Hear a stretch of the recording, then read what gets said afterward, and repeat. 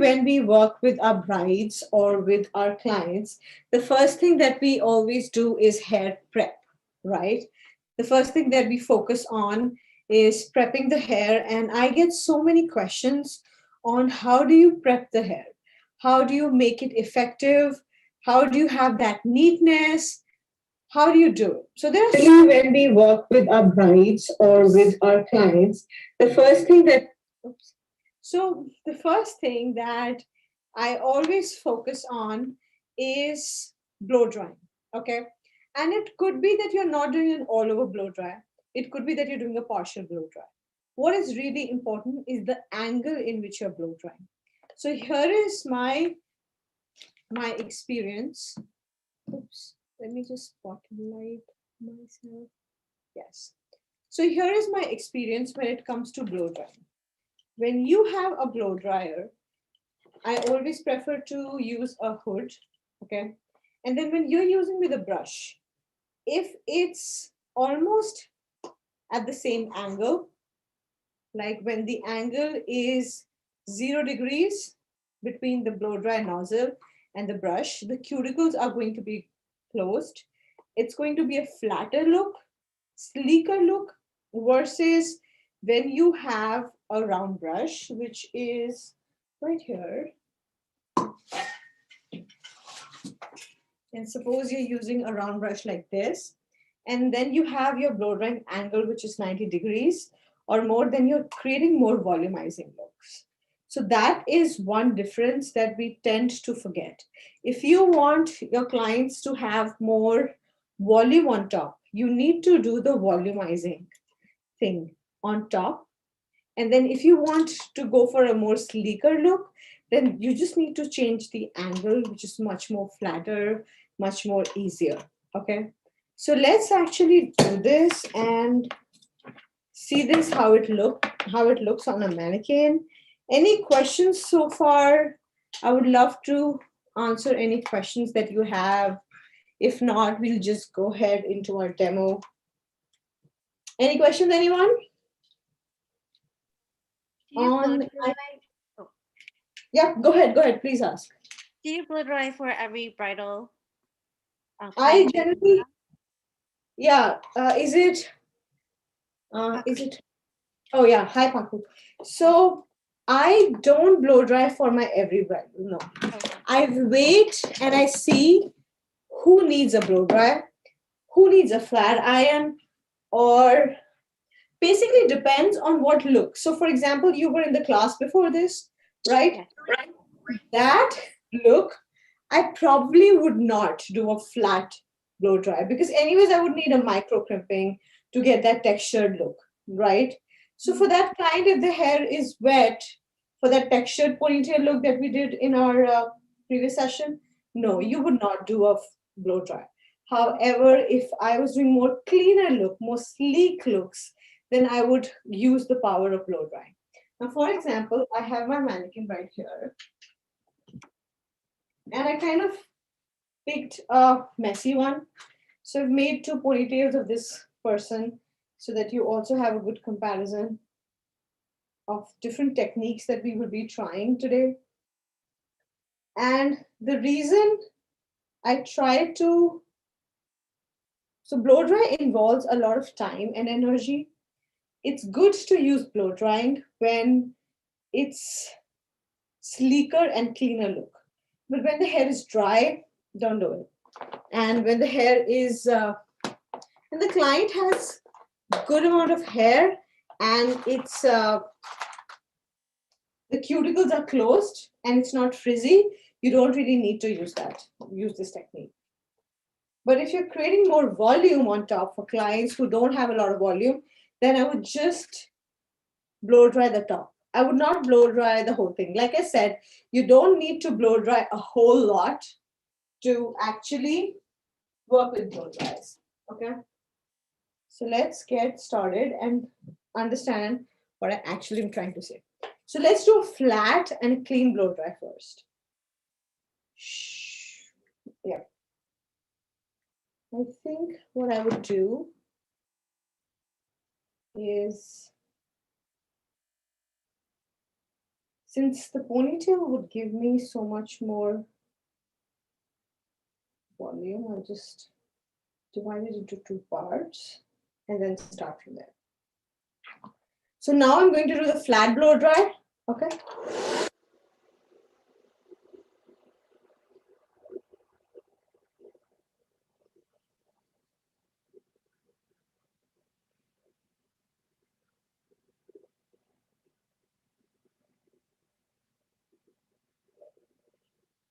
So when I am blow drying in straight downwards direction, I'm just closing the cuticle and I'm not giving any volume.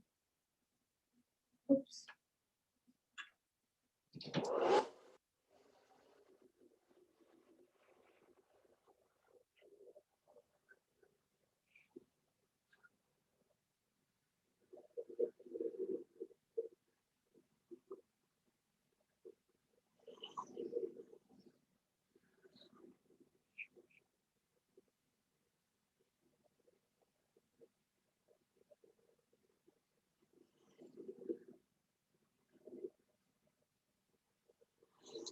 So this is a flat blow dry where you're not giving the client any volume and you're just closing down the cuticle. I know yesterday we had this session where someone was saying, can you make a clean ponytail which is low in the back with ton of spray and it's just nothing but clean? In that case, you would need this flat blow dry. Okay, let's do one or two more sections before I move on to the other part. So see how I'm starting to add a lot of frizz. So all this area is open cuticle section. So all of this is open cuticle and we need to close down this cuticle. So if my client's hair looks like this, I will definitely blow dry from mid strands to ends because I want a clean look, I want a neat look, and I want my ultimate style to look just very clean. So same straight out, the brush is flat, the blow dry.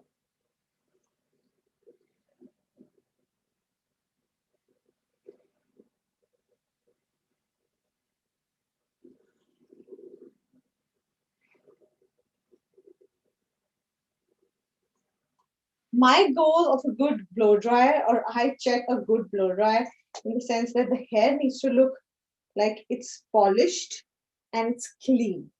There is no small little hairs which are coming out, and that will really tell me because then when I make waves or something out of it, when you see all those pictures on and videos on Instagram or YouTube or Pinterest, and you see, oh, it's so easily done, they're spreading it out and it's becoming a wave, it's becoming such a fancy thing. So all that's possible when it's clean, when all the cuticles are closed, and then that's how it's done. So see how it was like so frizzy towards the end and we were able to tame it down because we actually use the nozzle in parallel. So let's revise our angle. So straight out, then straight, straight, straight, straight, straight, straight, straight, straight, straight, straight. Okay. So the angle of blow dry and the brush is straight. Now let's change this on the other side and see the difference.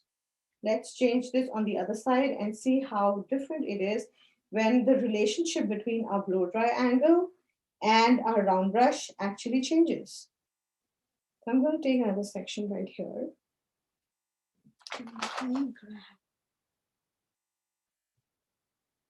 A pin. So in this one, it's going to be 90-degree relationship. So what you're going to do in this one is you're going to have your blow dry at 90 degree to the brush. And then we will see the difference. This technique is volumizing blow dry. This will give you more volume. This will give you more wave structure where the texture is probably slow. Okay.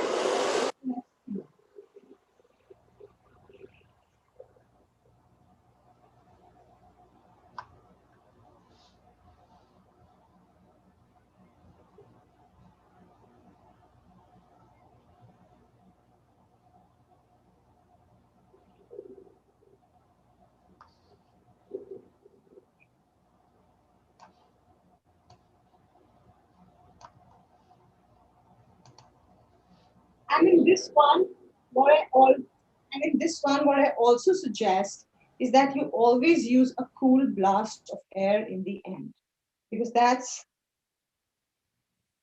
all these amazing waves and blow dries that you see, all that Dolly Parton waves.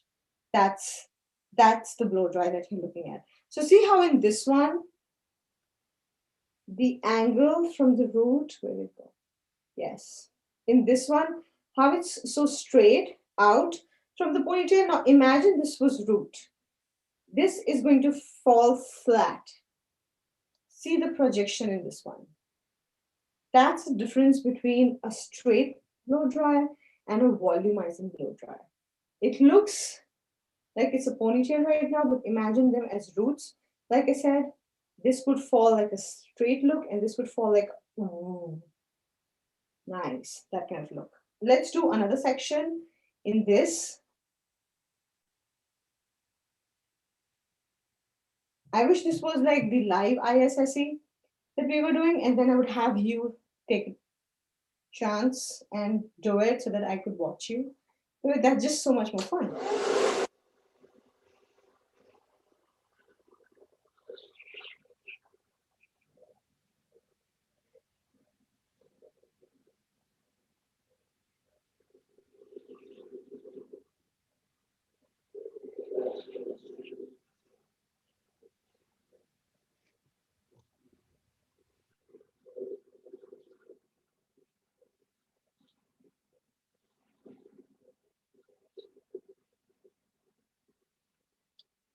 So see how we were 90 degrees to the round brush? That's a volumizing blow dry. That's what I mean when I say, see how space taking it is versus how flat it was. So here are my two sections for you. This is my straight blow dryer, right from ponytail. This is my volumizing blow dryer, right from ponytail. Same points of starting and different results altogether. That's the power of blow drying when it comes to your relationship between the angle of the blow drying brush and this. And depending on what style you're doing, you will change your angles to prep the hair so that the same thing which takes 10 minutes would probably take you 2 to 3, maximum 5 minutes. Promise, that's all. You just need to make sure that you're using the right angles of your blow dryer to create that convenience for you. And I'm all about fast. I'm all about make it simple, make it easy, make it doable, make it approachable for me. So this is like a very fundamental secret or a trick that I have used and that really helped me save my time, make more, just do more clients and make more money. Essentially, that's all about it, right? Any questions that anyone has with respect to blow drying, brushing, or any angle, any hair prep questions? Let's open the house for any questions. Anyone has any questions? Let me also look at the chat. So we have Brianna, we have Joyce, we have Andrea, and we have. So Joyce, hi, welcome back. I saw you yesterday. How are you doing today? No, I did not put any treatment spray, nothing. This is just bare mannequin's hair with my blow dry and brush. Nothing at all. Right? I think Paku was here before everyone, and she can attest that. Paku, am I right? Yes, it was just nothing. Yep. The hair. Yep, nothing. Absolutely. So that's what I mean when I say the power of blow dry, how it can really close down the angles and give you that different effect. We sometimes feel like we only have to use volumizing powder or we only have to use volumizing spray to get that, but it's not really needed. Yeah. Any other question that you have with respect to changing the angles or any other thing before I move on to the next section? Let me look here. Is there any questions that you have with respect to blow drying? I'll be more than happy to take it out. Okay. No questions in the chat. All good. Give me a thumbs up. If all good, like just give me a thumbs up so that we can move on to our next session. So you'd prefer to have the clients to have damp or dry? Dry hair, Joyce. Always dry hair. The reason is I can do my manipulations faster in dry hair, and versus damp hair is too much work, and I'll have to blow dry everything, which is time consuming. And I would only do that if it's worth my, if the client's paying you so much. That says it all. But if not, then no. I prefer dry hair. In fact, in all my contracts, that's like a deal that I tell my clients. If you have damp hair, it'll be just an extra this much dollars because it takes time to dry that damp hair. It could be a lot of volume, it could be just that. Hey, Victoria, welcome. Hi, thank you. Yay. So we were just going to and we were discuss different angles. I hope you can catch the replay of our sessions for what we just did. And then we're moving on to the next section. Okay. Awesome. So now let's move on to another. We have Norina. Hi, Norina. How are you?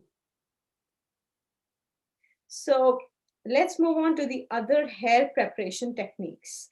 What other tools do you guys use so that I can actually help you more in whatever tools you have? Because I have a bunch of different things that I do, but I would like to help you become better where you are. So why don't you tell me what tools you use, and then I can help you in making a better choice with your own tool. So Joyce says, so it doesn't matter if the client has curly or straight hair. Nope, it doesn't matter, because if the client has curly hair and it's dry, I can make it straight. If the client has straight hair, I want to make it curly, I can always curl it up. But if the client has curly hair and I have to dry it, it's time consuming. So nope. Save yourself time, make more money, and always have clients with dry hair. You'll be happy. So Paku says, do you crimp all the hair before? It's time consuming for me. Yay, Paku, you were not there yesterday in our session, but yesterday I discussed about my automatic crimper, which I get to demo again because I love it. And we also have a question here. I'm very well, thank you. Hope all is well. Yes, Marina, everything's amazing with me. Thank you so much for asking. Love you. Any questions here regarding hair prep, please let me know. So what I use for crimping, Paku, I will show you this tool, and it will save you so much time, energy, and money. Let me pull it out. So who remembers this tool from yesterday's session? Who remembers this tool from yesterday's session? Give me yes in the chat if you remember what we discussed yesterday. Joyce, okay, so Joyce, can you unmute yourself and tell Paku what it was like and how you felt? Till the time I'm plugging it. Take over. So I think this tool, it's an automatic rotating the crimping iron through the hair. So it makes your job a lot easier, not having to twist your wrist a lot. Or yeah, just to kind of not have to keep clamping down as you go down the bundle of hair. Is that right? Absolutely, great memory, high five. If you were here, you would have got a candy. But if you're not here, because it's virtual, so you get what I call my wow card. You remember? Good. So, like she said, she's absolutely right. Rather than crimping everything and then going down, and you have to make sure that you're crimping all the hair and then there's no gaps left. Otherwise, there's some crimping in some parts, and then there's no crimping in some parts. It's like crimp, no crimp, crimp, no crimp. And then there's these weird triangles that you get. And you're like, what to do with them? What to do with them? So here's my automatic curler. What that does, I just say, do your job, and I can talk to the client. And this has like a mini comb right here. So all the hair gets combed up. And if you want micro crimping, just feed it a little bigger section. If you want really like crimp, crimp, crimp, crimp, crimp, then you feed a little section. That's all. So now all this hair has been micro crimped. And when I say micro crimped, I took a big section of hair. I took like more than half an inch section of hair, which is like a lot of hair.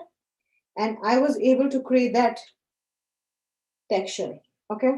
Now, if you want to do more crimping, and if you're like, no, I want to see those triangles that I see in my traditional crimping iron, just take a smaller section.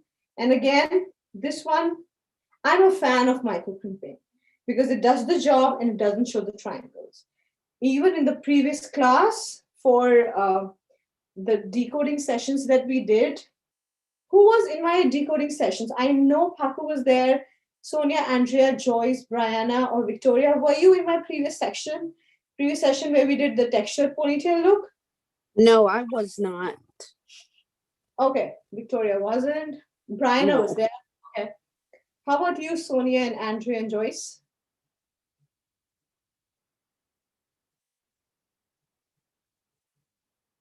Oh, Andy says I wasn't there. Oh, Joyce was there. Okay. Awesome. So if you were there, you know that I had previously micro crimped that. I did that using this technique. So again, just feed it and just let it go. So do you see those triangles right there? I'm not doing a thing. I'm not even moving. Wow, that's amazing. Done? Did I do something? No. That's it. You do this, you save your life, and you don't have to, there's no button to press. Just as soon as I close it, the machine starts working, and that's all you have to do. Any questions on micro crimping or crimping? Or I don't think there's a more solid, faster way to micro crimp. In fact, I'll tell you a use case of micro crimp that I discovered about pre-quarantine. We were doing a photo shoot for an amazing stylist. Norina says, I love this. Norina, time saver, energy saver, spine saver, shoulder saver, arm saver, hashtag saver.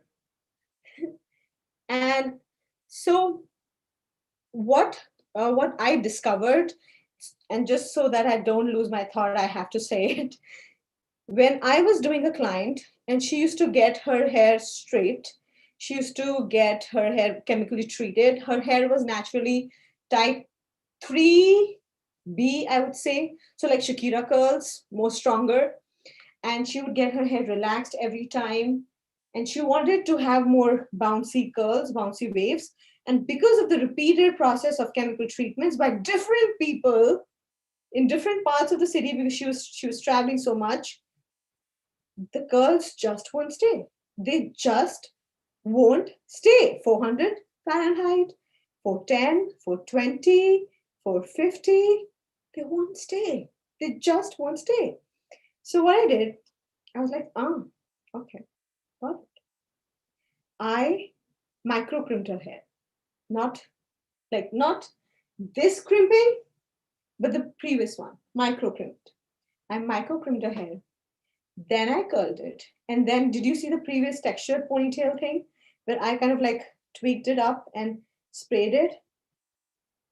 It was there all over. Easy.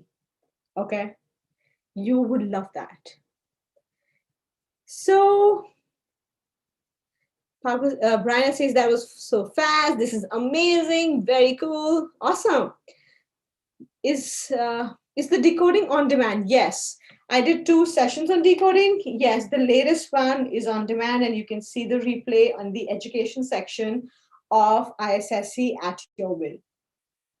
So please send me a link where you got this. I would love to get one. Awesome, Norina. You know what? I will send you a link on my IG. I can't do Google search when it's going live, right? I'll send you a link in the DM, Norina. Okay? Promise. After the session. Or you can just DM me. Hey, send me. Okay? So, yeah. Is the decoding and how do you get the tool? Yeah, Joyce got the tool. We discussed about it yesterday. Micro crimping is all done. Yes, good. I love how the community helps each other and they're like all together. So one of my tools of prep is blow drying, like we discussed, 0-degree angle versus 90-degree. Then the other we discussed was micro crimping versus actual crimping and how I use my automatic color to make it just convenient, much more convenient. And then the third thing that I use is my flat iron, which depends on the way I have, uh, on what style. What other tool do you guys use? Like I said, I want to help you in the way you hair prep and how you can use your tool to be more efficient. So what other tools do you use to actually prep the hair when you are doing styling, or what challenges have you faced when it came to finishing? So, oh, we have my friend Niharika. Hi, thank you for joining. So let me look up in the chat if you have any. So Brianna raised her hand. Do you have any question, Brianna? I just saw your raised hand.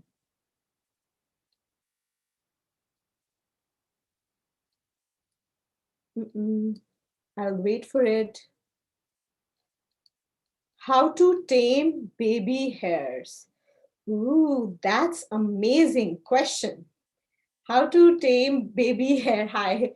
To tame baby hair, what you need to do is actually, number one, what type of baby hair?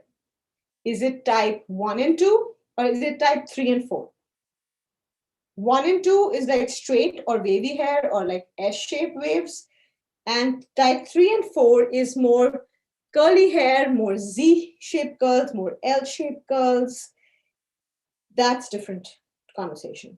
So I'm assuming I'm assuming you're saying type 1 and 2, Paku. Is that what you want to know? I work more with straight hair. Okay, perfect. So then the conversation moves to type 1 and type 2. Awesome.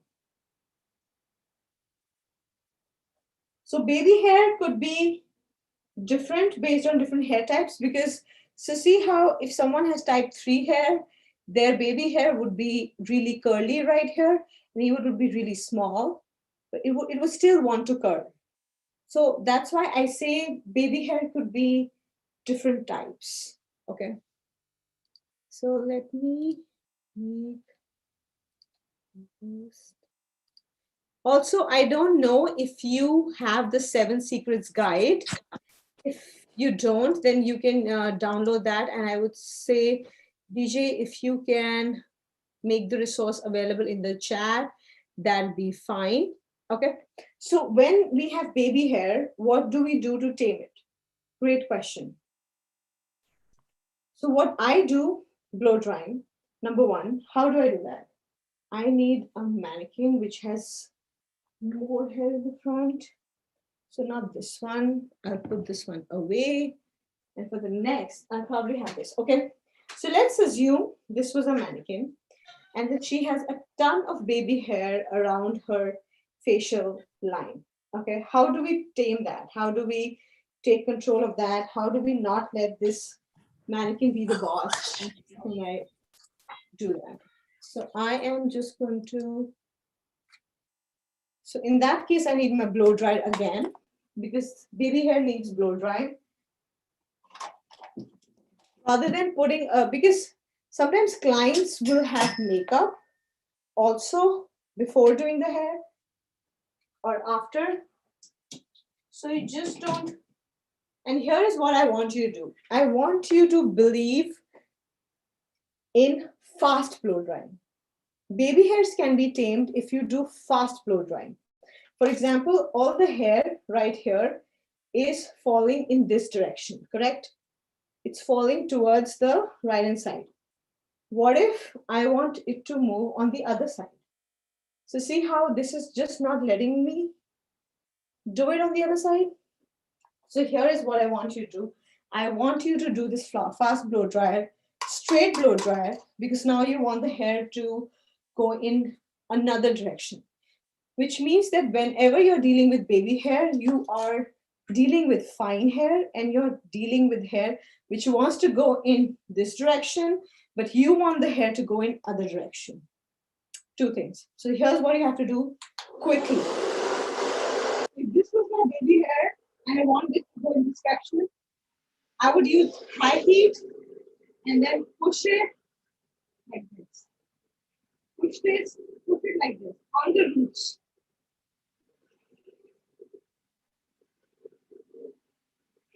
Whatever your shape is,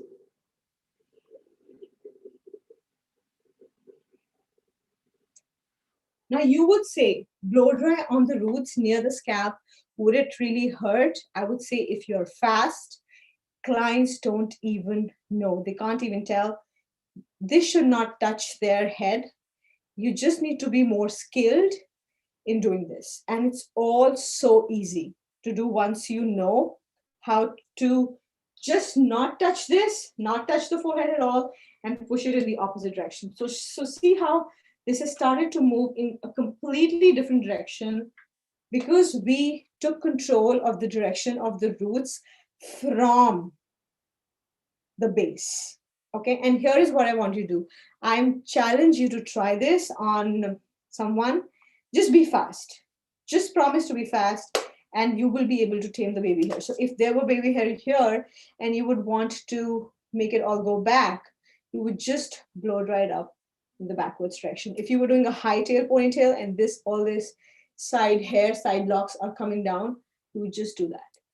In the flat, in this one, not this one, this flat shape that we did, what we discussed in the first go, that's what you're doing. Okay. So that's a very great question, Paku. Good job. And I want you to try this and let me know tomorrow how it worked for you. Okay. Thank you. So any questions here that we have with respect to hair prep? Any questions that we have in the chat? Let me see.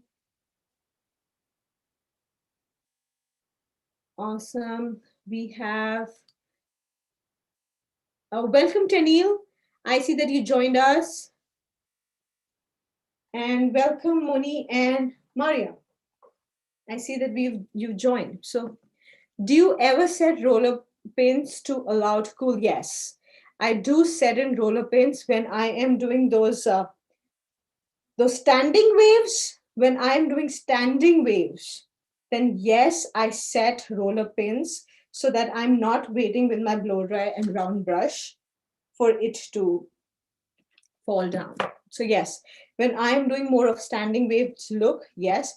However, for what we did before, like just the textured ponytail look, you don't need to do that.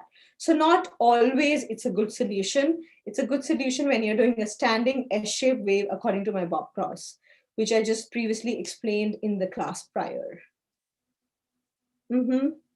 Great questions, great questions.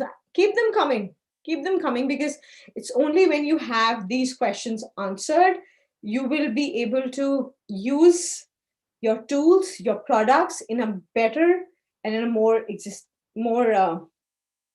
profitable way. Any other questions that we have from Mariam, Moni, Tanil, who just joined us? So just for people who joined now, I'm just quickly revising. We did blow drying first. We did how to do a flat blow dry versus a volumizing blow dry. Then we moved on to discuss about micro crimping versus actual crimping. And then we discussed about, what did we discuss later on after that? Baby hair. baby hair treatments with blow dryers for type 1 and 2. That's what we did so far. Any other questions that anyone has regarding hair preparation, regarding how you would want, or what challenges have you faced for your clients when you were doing any kind of updo, anything that you wish to know? Let me look in the chat. I missed the part that you explained the difference in metal hair clips. Oh, yesterday. Cool. Yes, since I think who all is here from yesterday, so that if you all are, you all didn't know, then I can repeat that part. So is anyone here who attended the yesterday's metal clips part or section? Is anyone here from that or no? So give me a thumbs up if you were here as yesterday for the metal clips section explanation. Let me see in the chat here. Let me see the chat here. Okay, so no one, so we can read it. Awesome. So, let me take out my apparatus. Let me push this mannequin on this side so that I can give you a better explanation. And let me put my chair back, my throne, right? Cool. So here is my comparison between different metal clips that I used that have made me more successful. Okay. So these are the metal clips that you generally find in the beauty store, correct? These are the metal clips that you generally find in the beauty store. What I prefer is something like this. If you can get this, that's perfect. Nothing like this. Currently, we are out of stock. Otherwise, I would have this in the showroom. But this is how it looks. And the reason I like it is because see how flat it is? See how this part is extremely flat? So that doesn't leave mark on the hair. So this one will not leave a mark in the hair versus this one. See how it has ridges right here? This ridges cause it to leave a mark. Suppose I am doing a cleaner look, okay? And I just want it to look like, just go here, and when probably I spray and I remove it, I can see that little ridge. This one will give, this one will not. Same strength, almost same weight. Then the other clip that I really like is this one. This one is aluminum based, so it's pretty light, and the grip for this one is not as strong. So if you are alert, and I'll try to keep my hand stable, you can even see a little gap towards the end. And that means that this secures but doesn't press. So I use that in my bigger, longer pieces of section where I just want softer control, my bigger waves. Okay, super easy, super nice, super convenient, very light. And the other one that I use, that I even sent out yesterday in my DMs, was the mini ones, the mini metal clips. So this is a metal clip that we generally get, or you can get the one from roller sets. This is great when you have to apply. This is great when you have to apply at the base or like at the foundation when you're holding a curl. That's good. When you are making a wave, so like if I want to tweak this part, okay, and if I really want it to stand like a wave, then I would want something extremely light to stay. And I would obviously comb it and put spray and everything. Then I would probably want something extremely light for it to hold. I look funny. So that is not heavy. This stays. That's something that I really like about this clip because it's such a lightweight. It allows me to stay versus if I'll use this towards my arch. See how people are laughing on my IG. But see how this kind of like drops? That's because of the weight of the clip versus this just secures it enough and doesn't fall. So that's the difference between different metal clips that I use. And yeah, any questions that anyone has with respect to different clips that I've shown so far?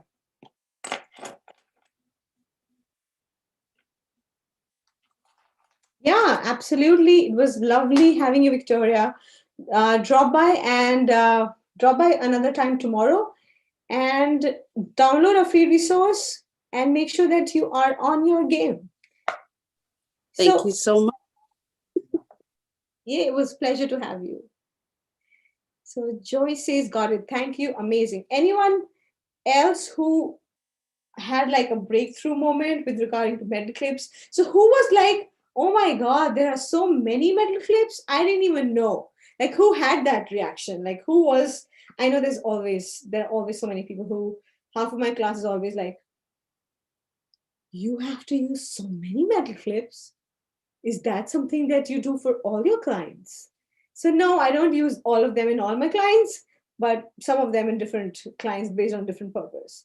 And some of them I don't even use any. Like for the textured ponytail, did we use? No, we didn't. Right? So who was that person who was like shocked? So use the reactions from Zoom. Actually, I would love to see that. So there's this open mouth reaction. Who was like, oh my God, there are so many metal clips. I just told because that was in session yesterday and it just came up. Okay. So did anyone have that reaction? No, good. So you guys know that these things exist. Glad. That's good. Yes, I didn't know there were lighter ones. Oh yeah. So when it's made of steel, it's heavy, and when it's made of aluminium, then it's lighter. And lighter one just makes it easy. It was amazing seeing the difference used for curls. Never use the larger ones for curls. Yup, absolutely. You see how different things can be used and how much difference they can make in the overall look, right? Any other questions that we have regarding hair preparation or regarding our crimping iron or blow drying or using our clips that we did, or any questions that anyone has that I can answer for you? So I know we have Sonia. Sonia, we didn't even say hi. Hi, Sonia. I know I've been talking to everyone, and Moni Hi. has. Yeah. Were you saying something? No, I say hi. Okay. Hi. I just like to interact. See, all like every time I used to do ICC exhibition, there would be people, and I would get to see you, meet you, hug you, talk to you, and now it's like virtual you. You're driving you, you're taking client you, and I'm in my own zone. So it kind of, I just miss that interaction because I'm such a people's person. I guess we all are. That's why we are in this industry. So yeah. So we have another question. Do you tell clients not to condition their hair so it's not too slippery? Great question, Joyce. I would say, what is a pre-existing condition of the hair and what are we doing? So that's the conversation I have in trial. Okay. For example, and I've done both ways. I've discouraged someone from deep conditioning and I've encouraged someone to deep condition. So there's no one answer. If one of my clients had extremely rough hair, and what did she want? She wanted Hollywood waves. Like she wanted that amazing Hollywood waves. And she had long hair, but it was extremely dry. So the hair prep would have taken me forever. What I did is I upscaled her to more deep conditioning services before her actual wedding. Because that not only created more health for her hair, it was just more easier for me to create that Hollywood wave on her final day. Now, I had another client who had never, I think her hair was overly saturated with a lot of hydration and moisture. I think she never did coloring, and she was like just a lot of thick virgin hair. It's funny how we say virgin hair. Yeah. But a lot of thick hair which had never been colored.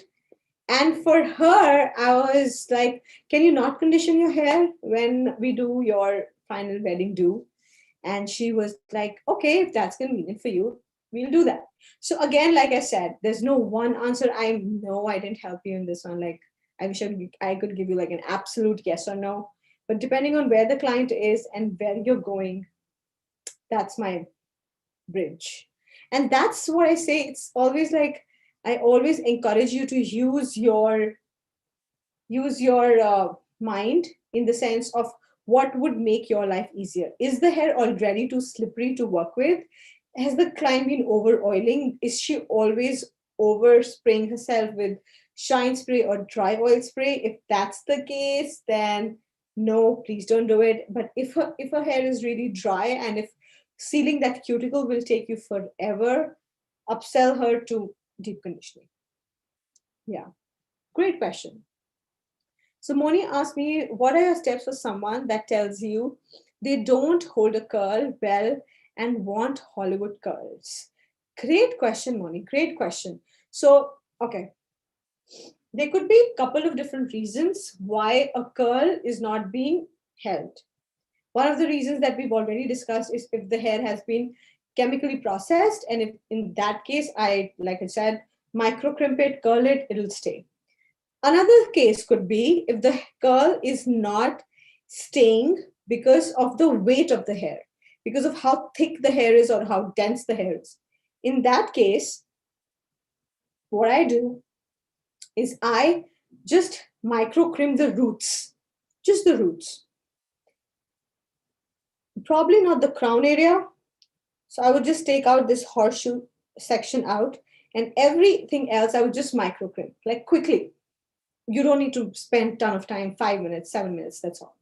And then I would, when I'm creating my Hollywood curls, I would just backcomb a little, spray a little on the roots, and do my Hollywood curl. So the root will hold the weight of the hair, and your problem would be solved. So if it's chemically processed and the curl is not holding, then do micro crimping and then curl it, it'll be done.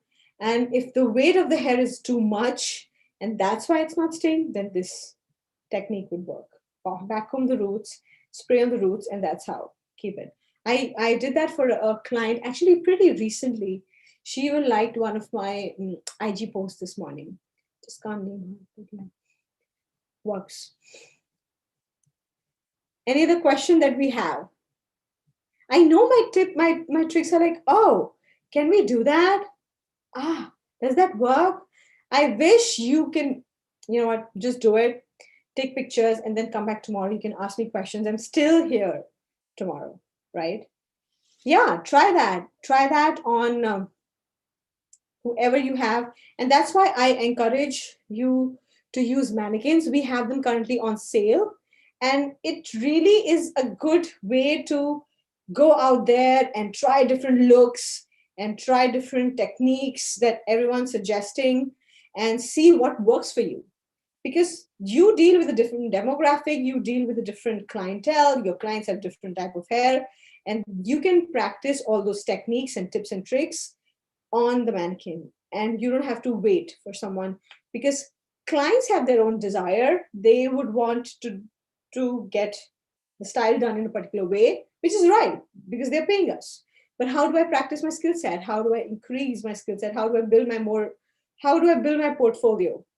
How can I say this is $150 versus this one is $175? Because as you see, it has more elements. This has like a rosebud in it. However, if I have never had a client who wanted a rosebud, how will I have that portfolio? And for that, I would like to say thank you to Mary, Dorothy, and Catherine. Who is Mary, Dorothy, and Catherine? Mary, Dorothy, and Catherine are like my mannequins. So this one is Dorothy, and you met Mary before. This one is Mary, and Catherine is the one with 16-inch hair.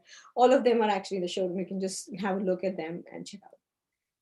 Any other questions that we have with regard to hair prep and how it can make your life easier, or what is something that has stressed you that you want a solution for? And you're like, I wish someone could tell me an answer to this. Because I have had those moments. I've had those moments where I was facing a challenge and I was like, I wish someone could just answer this for me. Someone who's done it before, someone who has been in this industry and has done clients and has done this particular hair type. I wish someone could just answer it for me. Yeah. So, yeah, thank you, DJ, for dropping the link.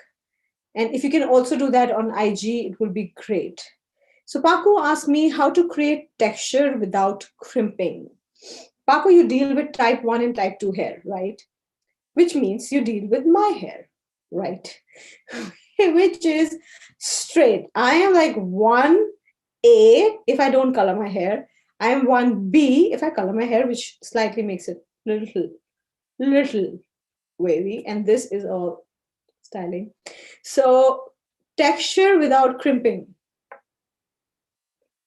hard. It won't stay, especially in this texture because the hair is so thick. It just won't stay. So what I would encourage you to do is don't crimp the whole thing.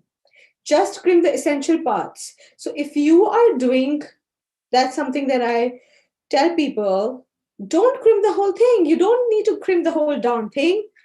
Crimp the parts you're creating a texture with. Are you creating a texture on just this part?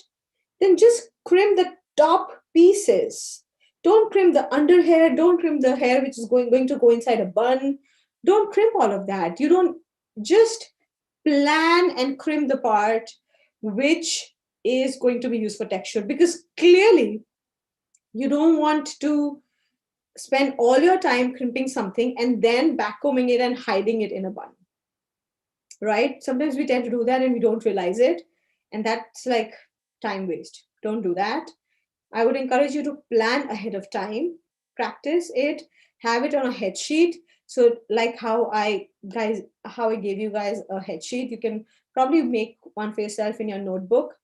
And that's what I do when I do my trials. I have my recording, my notebook has all the recording, and I kind of like, okay, so this is this style, this is the final look. I take a picture and then I would say, okay, so this part needs to be crimped. So like this part needs to be crimped, or this ponytail needs to be crimped, and everything else doesn't need to be.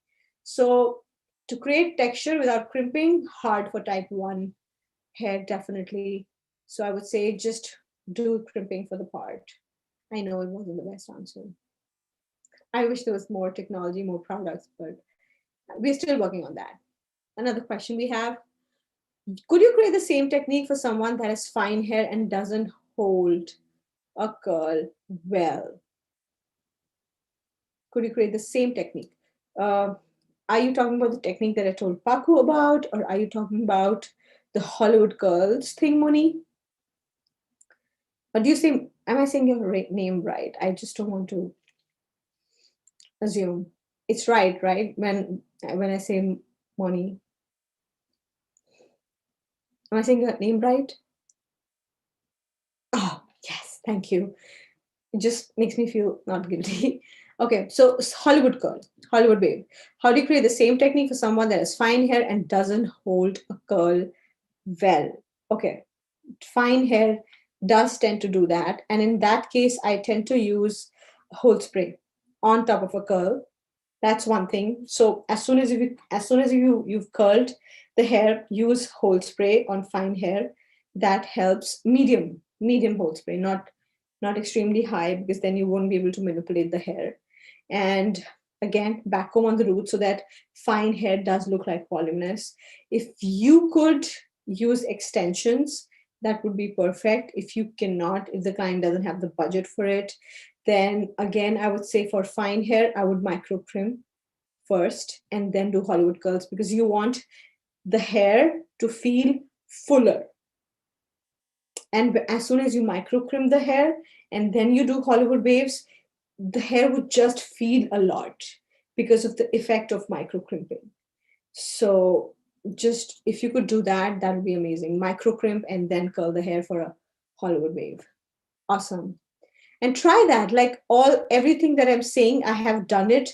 And that's why I know How? Another thing that I would tell you about, since it's COVID and a lot of people are doing, I know I'm running out of time.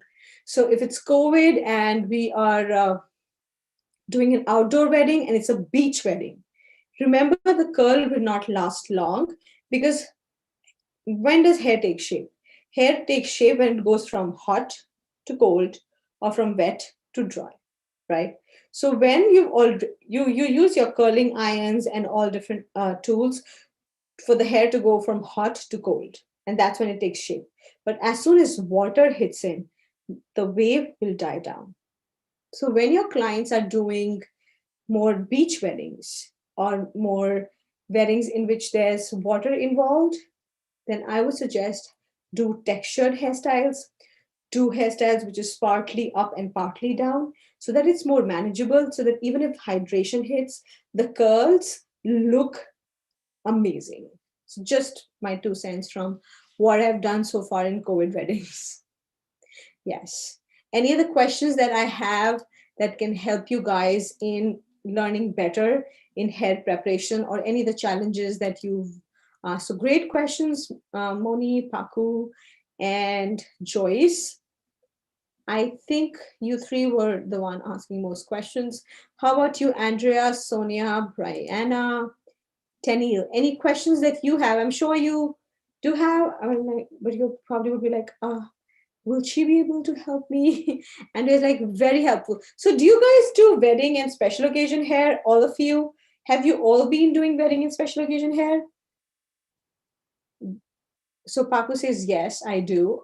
Okay. Moni says, I do. Joyce says, yes. So tell me, this is something that I'm actually doing research on. So tell me what city you come from and how much is the average ticket price for the wedding hair in your city. So Andrea, like, not as much as I used to. Too frustrating. Oh, tell me about it, Andrea. What happened? Like, what makes you think it's too frustrating? I'm just a little curious as to what happened. So if you can, if you would love to share with me, and I promise. Yep. Long Beach, 80. LA is 190 for bridal, but my friends is like but my friends can charge 400. Yep. Yep, that's what we do in Washington. Clients who are late show up with dirty hair, hard to get hold, etc. Andrea, were you doing? Okay, so I don't know if you've done this. Were you doing contracts before? And did your contracts have the necessary, like I said, steps? Well, that's precisely one. So it's part of what I say, the delivery package when it comes to how we are servicing. So it starts with consultation. Like the first time a client says, hey, I want bridal hair. So from that to them paying you and giving you good reviews, there's like a life cycle. And one of the elements in the life cycle is a contract and a consultation form. So those two elements, if those are tight, so I have some amazing contracts and done for you consultation forms. Those avoid this problem ever, and never had a problem, never, because they were always like, oh, you just signed for it. So you're like, Moni says walking price, but packages more, including travel and definitely consultation deposit. Yeah, after perfect. Yes, that's a good thing to do. So, like I said, everyone has different pricing. And what I mean to say is based on your skill set. So, bridal and special occasion industry can be very different. You could be charging 50, you could be charging 500. You'll be like, what? She is bluffing. Nope, been there, done that. Based on your skill set, based on how you're presenting yourself, based on your consultation, pricing, your contract, everything together, and your portfolio, CPCP, I call that. You can price yourself as a premium. So the same I have charged when I started out, I charged 150. Then I've also charged 400 and up. And with hair and makeup, the basic bridal packages starts with 1100. So I just want you to know that that's somewhere that you can always reach. And I want you to know this because for me, when I see someone who has done that and been there, it gives me an inspiration that, oh, I'll reach there. I'll become that brand. I'll become that. So that's why I'm sharing with you this vision, which you can use and grow your business with this vision. Yep. Cleveland, Ohio, 225 for the bride. Awesome. Awesome, Tenny. This is amazing. I am going to add this little information in my research that I'm going to add. This was so helpful. You guys are actually so, since you've been doing wedding hair, it actually helped me in giving you more information. And that is because you've done wedding hair, you've had the right questions, and I just love teaching. So are you on Instagram? Where can I find your work? Awesome. So Brianna, I will just post my Instagram right here. I post a lot of my tutorials also. So let me type that. Oh, DJ did that. Thank you so much, DJ. Thank you so much. So that's my Instagram. And I've been doing live sessions on ISSC and my IG simultaneously. And I do more on IG regularly. Then we have different tutorials, and you will also see a bunch of different faces on my Instagram. Those would be the people that I've coached who have become successful. And I just like to share their success with everyone. It just is very elevating when I see someone who was not doing wedding hair and is now booking engagement parties, or someone who was a traveling stylist and was laid off their job and now is doing wedding hair and has like 7 weddings booked for the month. I was like, you didn't even do wedding hair before, and now you're doing 7 weddings per month. Wow. So I just like to support. I'm a huge supporter of small business entrepreneurs and women entrepreneurs. So just hi. Okay. So I think there is a question here. Okay. Okay, so Ida asks me, oh, Ida says, I love your hair. Thank you so much, Ida. When I spray to shape the hair and when I try to fix it, it keeps sticking to my hand, making more mess. Yes, yes, yes, yes. Great question. If when you're trying to shape the hair and when you fix it, so which means that either you're overspraying and making it too wet, probably let's just say it needs 1 ounce and you're giving it 1.5 ounce of spray, just random. But the idea is when you're overspraying, that's when it makes it sticky. And if you're not overspraying, then you're probably touching it when it's already set. So either you're touching it after a long time when it shouldn't be touched because it's already fixed, because you're using whole spray, or you're overspraying it. Either of those two elements could be the reason. And make sure when you are doing back-to-back clients, we don't realize that we have products on our hand from our previous client, and then when we work on the next one, our fingers just become sticky because of working with the previous client, and then kind of tries to grab onto the next client's hair. So just make sure that you just rinse off that product. Yeah.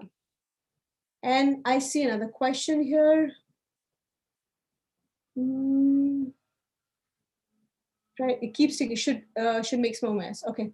I see people spray fix at the same time as they go, but it does not stick to their hands. Yes. So amount of spray and how far are you spraying from? If you're spraying from too close, then it's making it too sticky. So I would say just go a notch back and spray a little less and try to do the same thing. You should be good. Try this. Spray a little from far and then like this. So I hope that's amazing. Thank you so much, Sonia. Thank you so much, Brianna.